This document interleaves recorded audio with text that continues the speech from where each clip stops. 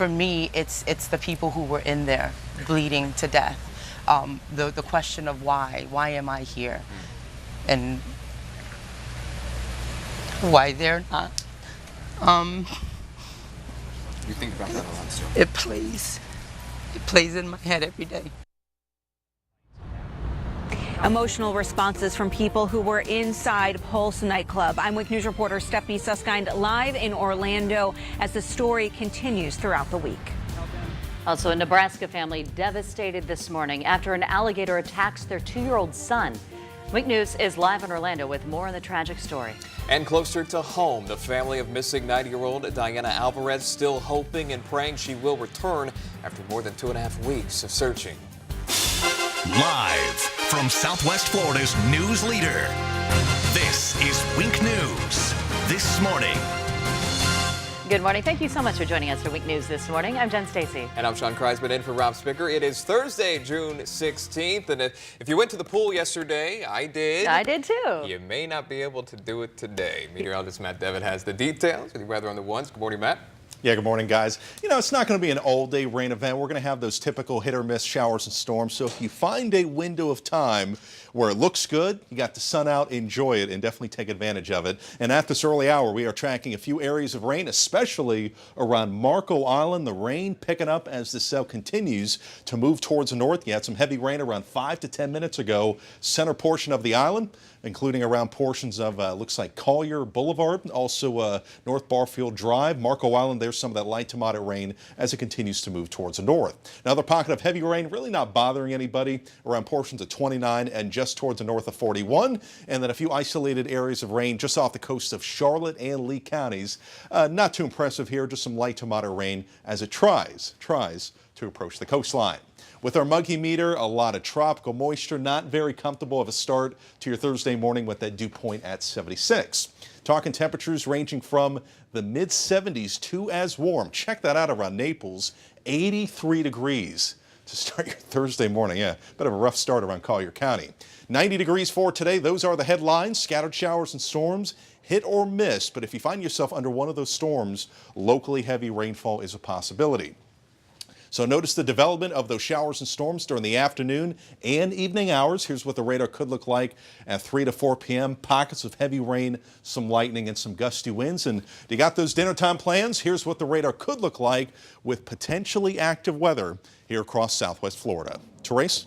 Right, Matt, thank you very much. Let's take a look at what's happening for your Thursday morning drive. We are starting out with one early morning incident. Happened around a half hour ago here in southern Lee County, right off 75 and Alico Road.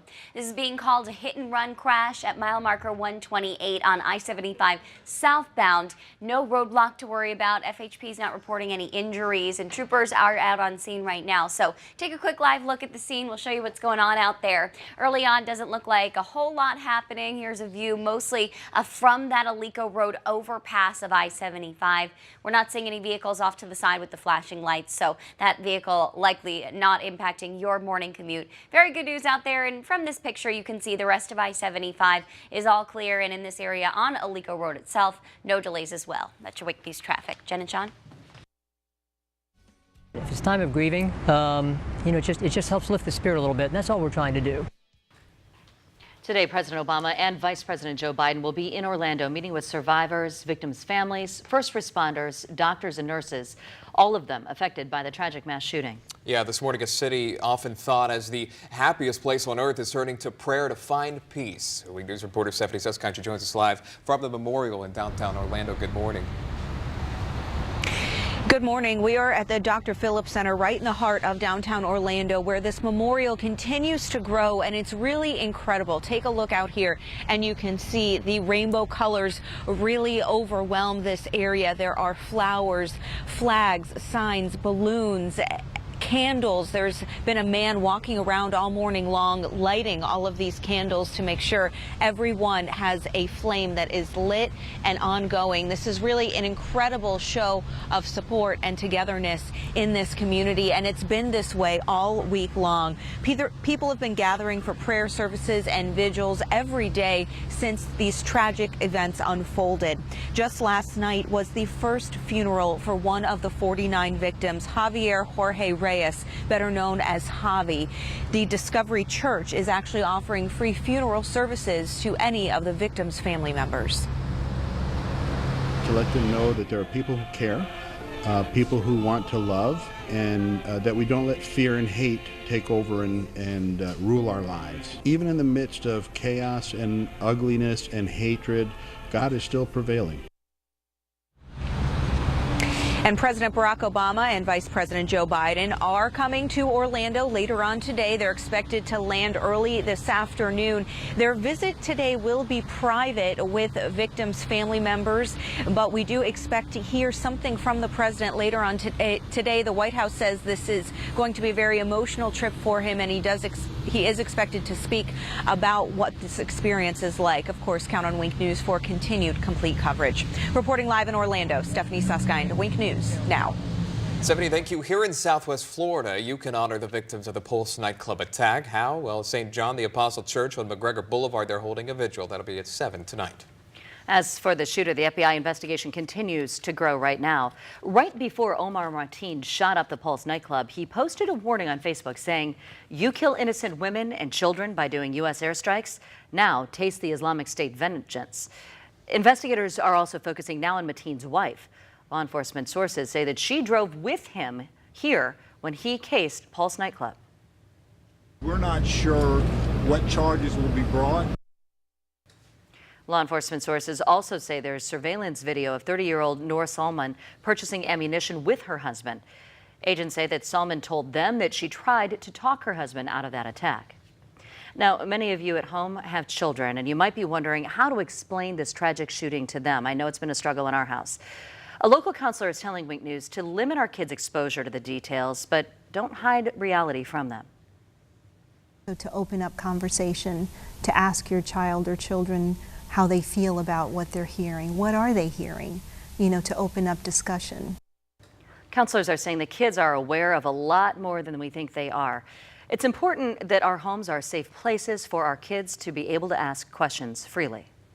Now to the other tragic story in Orlando of an alligator snatching a toddler at a Disney World resort. The Orange County Sheriff's Office identified the child as 2-year-old Lane Grays of Elkhorn, Nebraska. Lane was with his parents and siblings playing in the shallow lake water at a Grand Floridian when the alligator attacked. And that boy's father, he tried desperately to fight that gator off, but he could not save him. Of course, the family was distraught, but also, I believe, somewhat relieved that we were able to find their son with his body intact. In a statement, Disney said, "We are devastated and heartbroken by this tragic accident, and we are doing what we can to help the family during this difficult time." Wink News will have a live report for you on this story coming up at 5:30.